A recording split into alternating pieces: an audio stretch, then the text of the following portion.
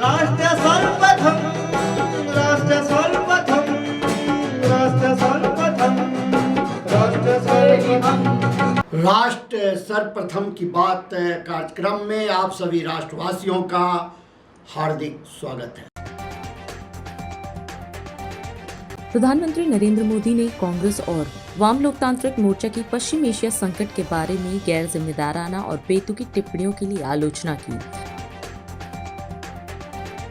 लोक निर्माण विभाग 3 महत्वपूर्ण सड़कों का कायाकल्प करने जा रहा है। प्रस्ताव तैयार कर शासन को भेज दिया गया है। उत्तर प्रदेश के मुख्यमंत्री योगी आदित्यनाथ ने आरोप लगाया कि समाजवादी पार्टी ने 2017 से पहले राज्य में शिक्षा क्षेत्र की उपेक्षा की थी। केंद्रीय मंत्री पीयूष गोयल ने तमिलनाडु की डीएमके सरकार पर वित्तीय कुप्रबंधन और परिवारवाद का आरोप लगाते हुए एक श्वेत पत्र जारी किया। केंद्रीय संचार एवं पूर्वोत्तर क्षेत्र विकास मंत्री तथा गुना सांसद ज्योतिरादित्य सिंधिया ने अशोकनगर प्रवास में लगातार दूसरे दिन कचनार में आयोजित जनसुनवाई कार्यक्रम में आमजन की समस्याएं गंभीरता से सुनी।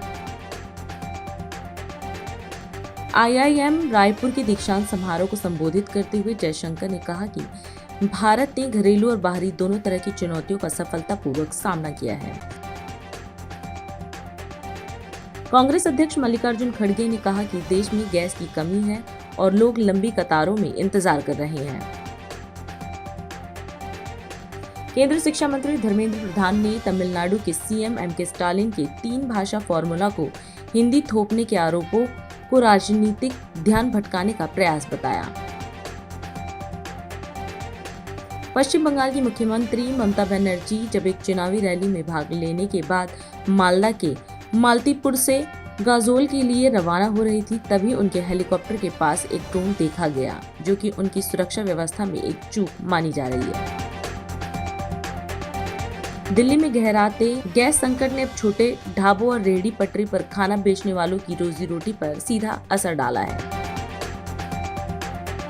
राष्ट्र सर्वप्रथम की बात ललित सुमन के साथ कार्यक्रम में हम आज बात कर रहे हैं मोती नगर विधानसभा क्षेत्र के तीनों नगर निगमों में जारी अवैध निर्माण एवं अतिक्रमण के संदर्भ में, जिस संदर्भ में अनेकों शिकायत मिलने के बाद रमेश नगर निगम क्षेत्र के निगम पार्षद और करौलबाग जोन के जोन चेयरमैन पुनीत राय से संपर्क करने का प्रयास किया गया।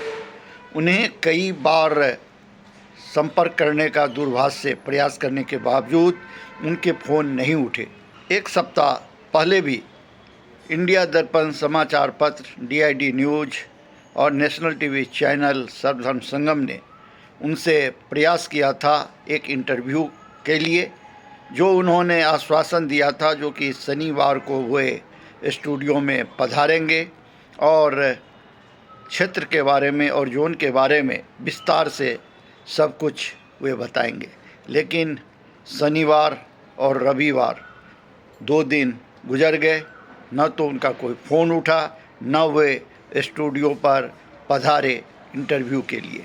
लेकिन जो तथ्य सामने आ रहा है, जो बातें सामने आई है, जो अवैध निर्माण और अतिक्रमण लगातार इस क्षेत्र में बढ़ता चला जा रहा है और कई तरह के सवाल उठ रहे हैं, इस पर उनका जवाब ज़रूरी था। अगर वे अभी भी अपना जवाब देना चाहें तो उनके जवाब का स्वागत है। क्षेत्र में कई तरह की चर्चाएं हो रही हैं, कई तरह की बातें हो रही है। करौलबाग जोन के ही डीसी रहे लेफ्टिनेंट कर्नल कुमार अभिषेक मिश्रा के कार्यकाल में भी भ्रष्टाचार चरम पर था, इसकी शिकायतें मिल रही थी। इंडिया दर्पण समाचार पत्र, डीआईडी न्यूज़ और सर्वधर्म संगम लगातार उसे प्रमुखता से छाप रहा था और डीसी महोदय से भी आग्रह कर रहा था कि आप इस पर ध्यान दें।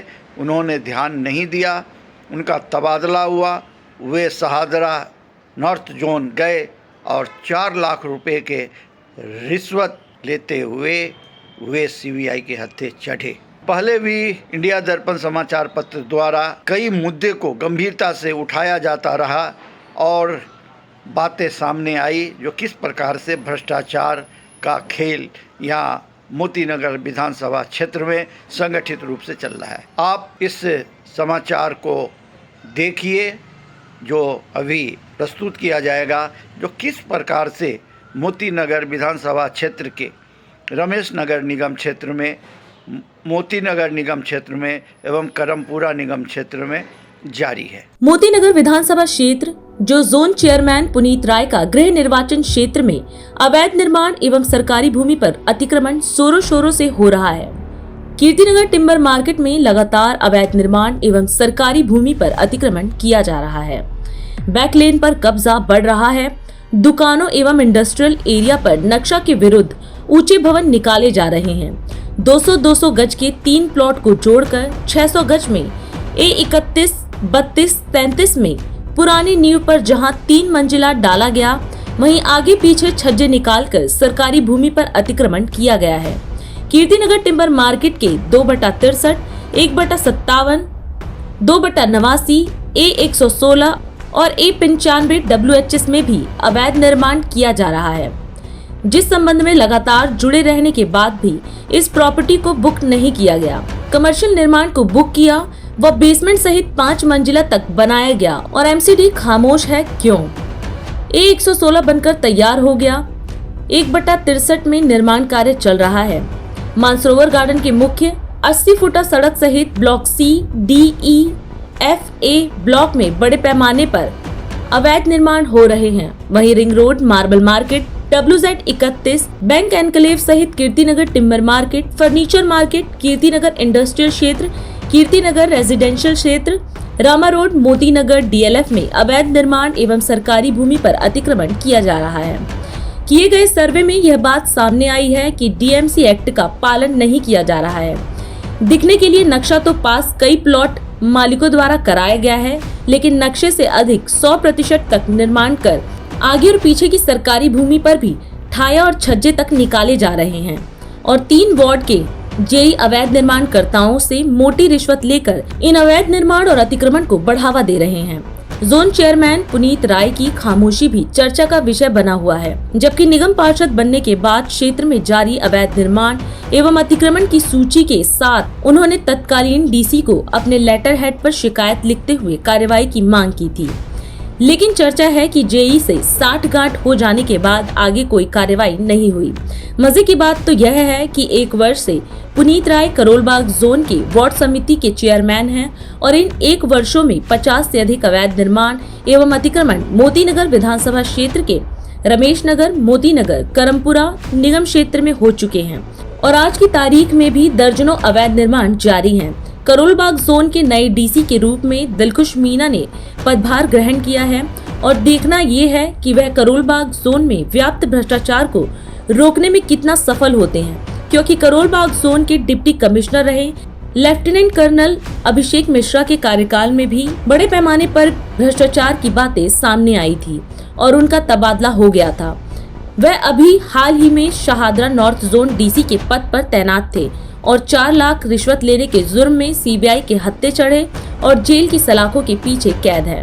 प्रधानमंत्री नरेंद्र मोदी ने केरलम के तिरुवल्ला में एक विशाल जनसभा को संबोधित किया। इस दौरान उन्होंने कहा कि जनता का NDA पर बढ़ता भरोसा राज्य में बदलाव का संकेत दे रहा है। प्रधानमंत्री ने कहा कि 9 अप्रैल को होने वाला मतदान और 4 मई के नतीजे दशकों के कुशासन का अंत करेंगे। उन्होंने विश्वास जताया कि केरलम में पहली बार NDA और बीजेपी सरकार बनाने जा रहे हैं। प्रधानमंत्री ने बीजेपी प्रत्याशियों के कार्यों की सराहना करते हुए जनता से उन्हें समर्थन देने की अपील की और तिरुवल्ला की जनता का आभार व्यक्त किया। आज तिरुवल्ला में इतनी बड़ी संख्या में आप सबकी उपस्थिति NDA पर आप लोगों का ये भरोसा, मेरी माताओं बहनों का ये स्नेह और ये विश्वास पूरे केरलम में आज ऐसा ही माहौल दिख रहा है। मुझे निकट से केरलम के चुनाव को देखने का अवसर मिला है। मैं पहले भी आया हूं, लेकिन इस बार हवा का रुख कुछ और है, लोगों का मिजाज कुछ और है। केरला में अब सबसे बड़ा परिवर्तन होने जा रहा है। 9 अप्रैल को वोटिंग और 4 मई को दशकों के कुशासन का अंत की घोषणा अब ये पक्का हो चुका है। एलडीएफ सरकार के जाने का काउंटडाउन शुरू हो चुका है। केरल में पहली बार बीजेपी और एनडीए की सरकार आने वाली है। इस चुनाव में केरलम का तो एक फायदा होने वाला है, लेकिन मेरा बड़ा निजी नुकसान होने वाला है। आपको लगता होगा कि ऐसी क्या बात है, केरलम को फायदा होगा और मोदी का नुकसान होगा? जी, मेरा व्यक्तिगत नुकसान होने वाला है। आपको मन में होता होगा क्या है, मैं बताऊं आपको?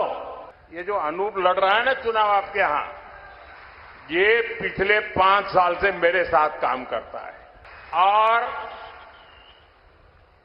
देश भर में घूम करके चीजें खोज करके लाता है। यानी एक प्रकार से मेरा डेडिकेटेड साथी रहा है। एक प्रकार से ऐसे कामों के लिए वो मेरा बायां हाथ बन गया है। और कभी भी शायद यहां भी लोगों को पता नहीं होगा कि अनूप मेरे साथ इतने सालों से है, कभी बोलता नहीं है। और मैंने इसकी शक्तियों को जाना है। चुपचाप काम करना, अपने काम के लिए दिन रात जुटे रहना। मैंने ऐसा नौजवान मुझे मिला, मेरा बहुत काम हो गया। लेकिन मैंने देखा कि जब केरलम को इस नौजवान की सेवाओं को फायदा होगा तो मैंने कहा मेरा भले ही नुकसान हो जाए, लेकिन मैं आज अनूप को आपको सुपुर्द करने के लिए आया हूं। एंडे सुरदगढ़े तिरुवल्ला केरलम में विकास के नए युग की शुरुआत का केंद्र बनकर उभरा है। मैं इस जन समर्थन के लिए तिरुवल्ला की जनता का बहुत बहुत धन्यवाद करता हूं। तिरुवल्ला के लोगों का विश्वास ये हमारी सबसे बड़ी ताकत है। मैं जानता हूं यहां गांव के लोग आए हैं, हो सकता है मेरी भाषा नहीं समझ पाते, लेकिन ये आपके प्यार की ताकत है, ये आपके आशीर्वाद है कि एक भी व्यक्ति हिल नहीं रहा है, हट नहीं रहा है। मेरा ये बहुत बड़ा सौभाग्य है। मैं आपका ये कर्ज, मैं ये आपका प्यार कभी भूलूंगा नहीं। ये मेरे पर आपका कर्ज है और मैं केरलम के विकास को प्राथमिकता देकर के 1.25 गुना विकास करके इस कर्ज को चुकाऊंगा, ये मैं आज वादा करता हूं।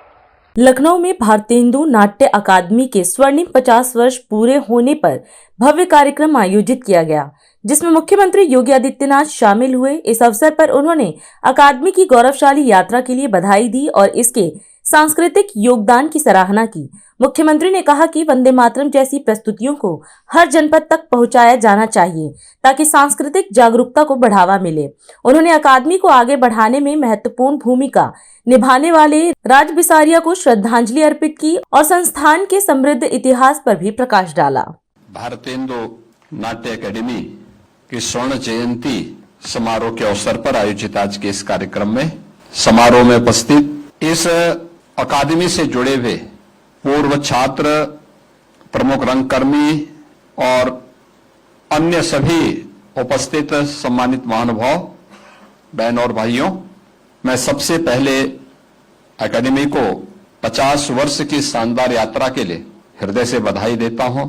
हम लोग बचपन में सुनते थे कि रंगमंच इस समाज का दर्पण होता है और वह समाज की दिशा तय करती है, और रंगमंच वही है जहां पर भावनाएं शब्द बनती हैं और वह शब्द अभिनय बनते हैं, और यही अभिनय जन चेतना बनकर के समाज को एक नई दिशा देता है। जैसे आनंद मठ के वंदे मातरम गीत के माध्यम से आपने देखा होगा।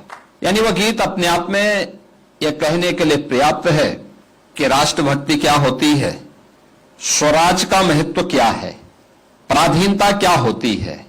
बंगाल के सकाल को विदेशी हुकूमत ने कितने हल्केपन से लिया था।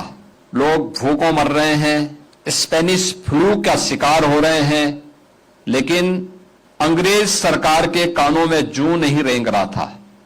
उस भावना को अभिनय के रंगमंच ने अभिव्यक्ति दी, और यह वर्ष तो वंदे मातरम का 150 वर्ष पूर्ण होने के उपलक्ष्य में पूरे देश के अंदर समारोह हो रहा है।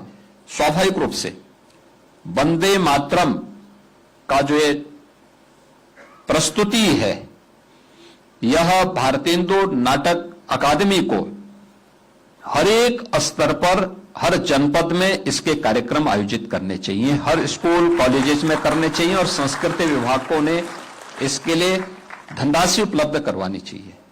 यह 15 मिनट का नहीं, कम से कम 2 घंटे का यह प्रस्तुति होनी चाहिए, और बेहतरीन तरीके से वंदे मातरम के साथ इसका समापन होना चाहिए।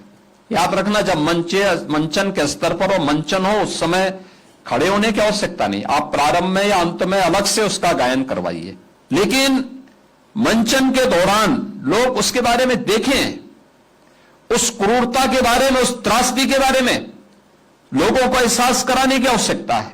हमारी समस्या क्या है?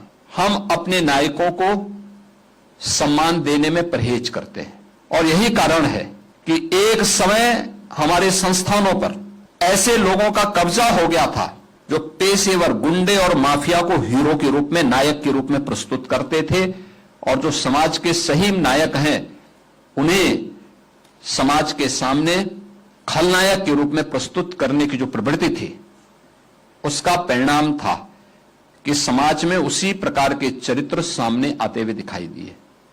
आज जब सिनेमा अच्छा प्रस्तुत करने का प्रयास कर रहा है, रंगमंच अच्छा प्रस्तुत करने का प्रयास कर रहा है, तो समाज भी उस अच्छाई को उसी रूप में लेती है।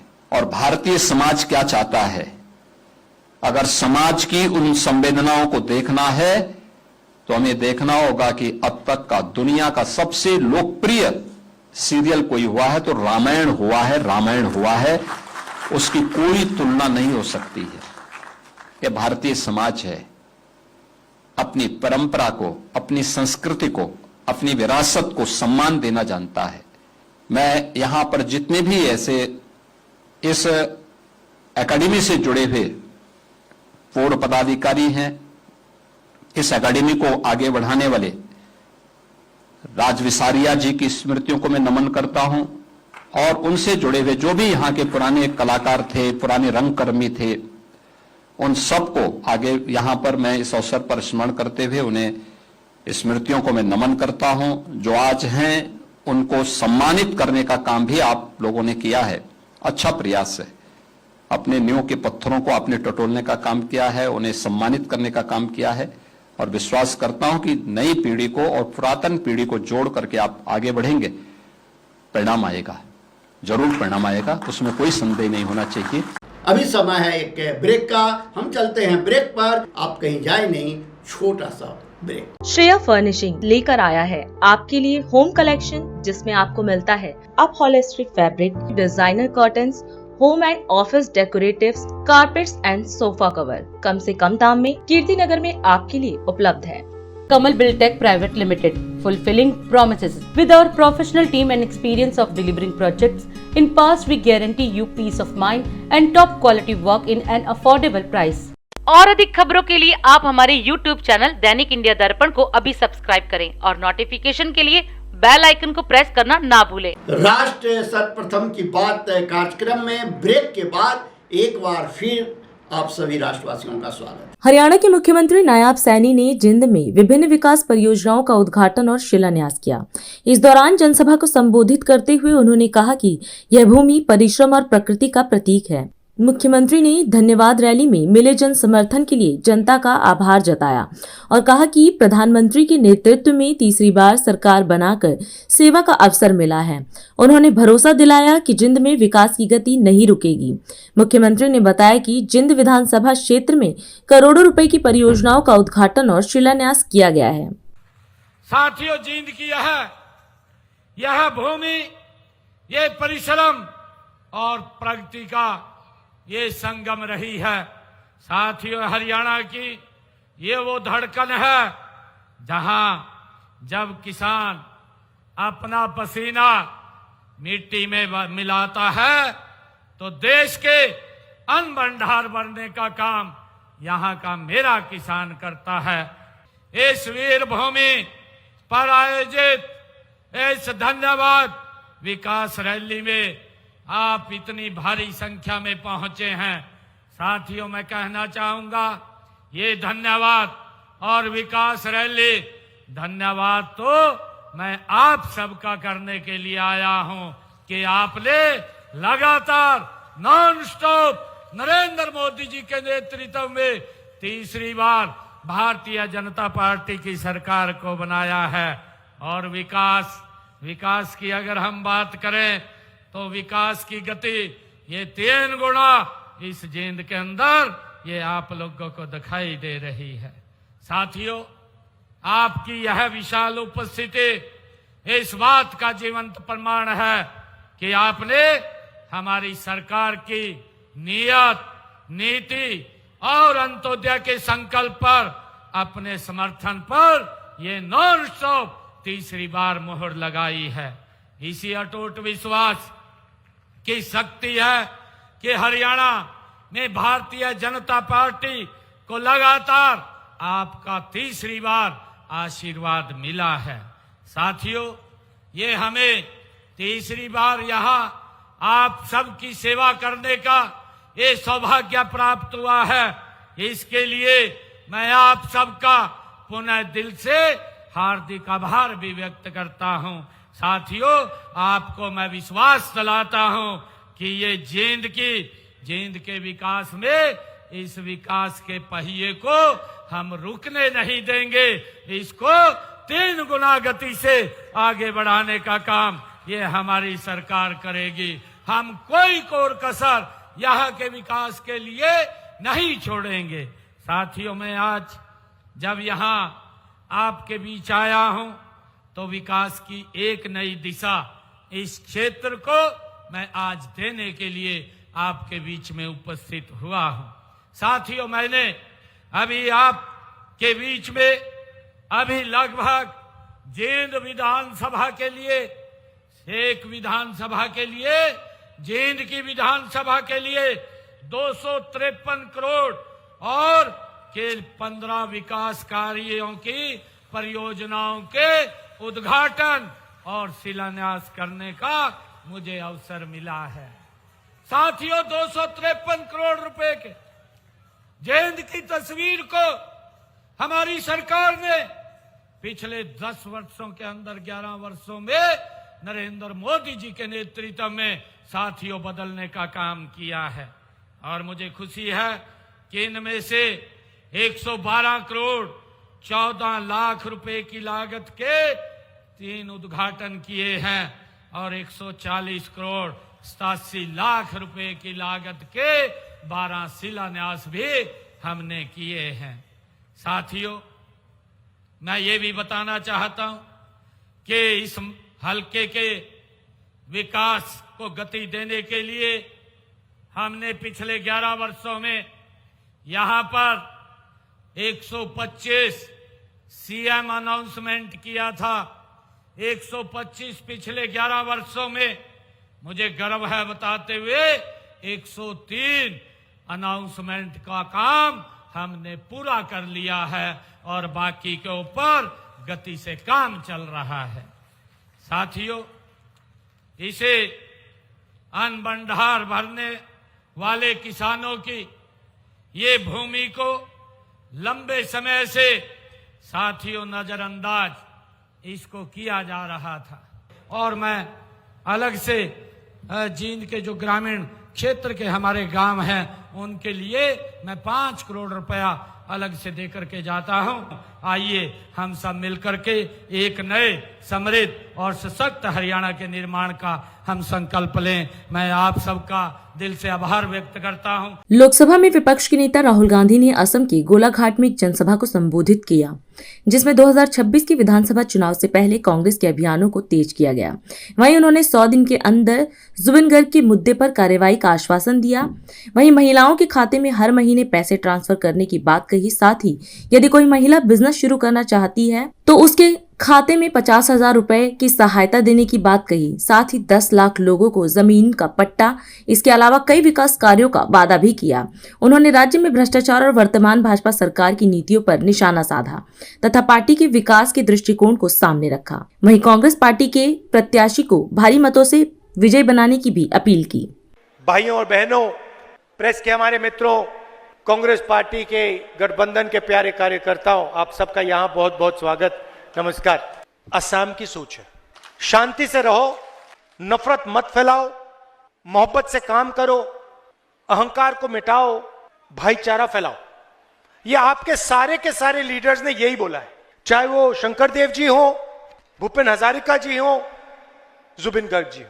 एक तरफ जुबिन गर्ग, उन्होंने असम को सिर्फ दिया, लिया कुछ नहीं, मोहब्बत दी, अपनी मेहनत दी, अपना हुनर दिया।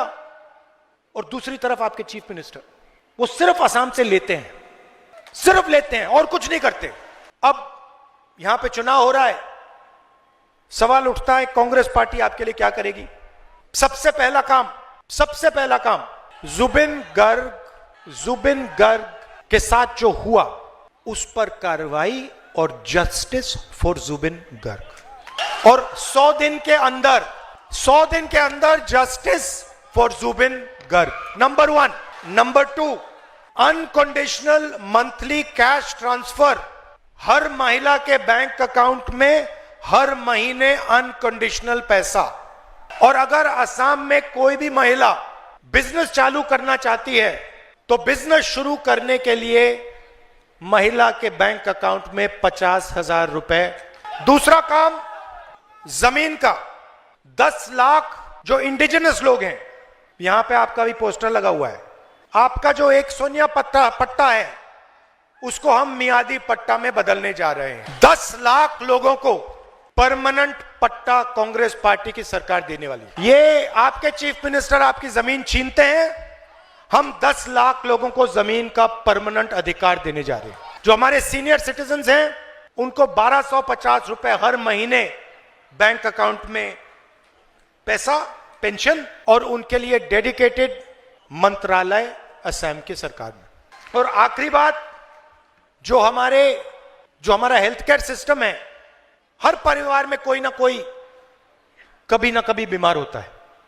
किसी को कैंसर हो जाता है, बच्चे को चोट लग जाती है, ऑपरेशन की जरूरत होती है, डायबिटीज, हार्ट डिजीज, ये अलग अलग चीजें हो जाती हैं। अमीर लोग प्राइवेट अस्पताल में चले जाते हैं, पैसा दे देते हैं, वापस आ जाते हैं, कोई प्रॉब्लम नहीं होती। जिनके पास इतना पैसा नहीं होता वो बर्बाद हो जाते, खत्म हो जाते। एक सर्जरी हो जाए, गरीब व्यक्ति के घर में लाखों रुपए का कर्जा हो जाता है, डूब जाते हैं, कर्ज में डूब जाते हैं। इसीलिए हम असम को एक नया हेल्थ इंश्योरेंस स्कीम देने जा रहे हैं।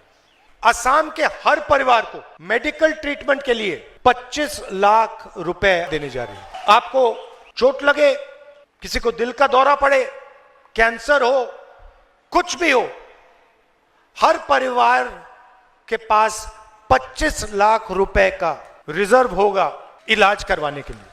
इतने प्यार से आपने मेरी बात सुनी, इसके लिए मैं आपको दिल से धन्यवाद करता हूं। और अधिक खबरों के लिए आप हमारे YouTube चैनल दैनिक इंडिया दर्पण को अभी सब्सक्राइब करें और नोटिफिकेशन के लिए बेल आइकन को प्रेस करना ना भूलें। आज हम इस कार्यक्रम में आपसे विदा लेते हैं। आप अन्य खबरों के लिए बने रहे। राष्ट्र सर्वप्रथम, वंदे मातरम, जाग उठा है भारत। राष्ट्र सर्वप्रथम, राष्ट्र सर्वप्रथम। सर्वप्रथम राष्ट्र सर्वप्रथम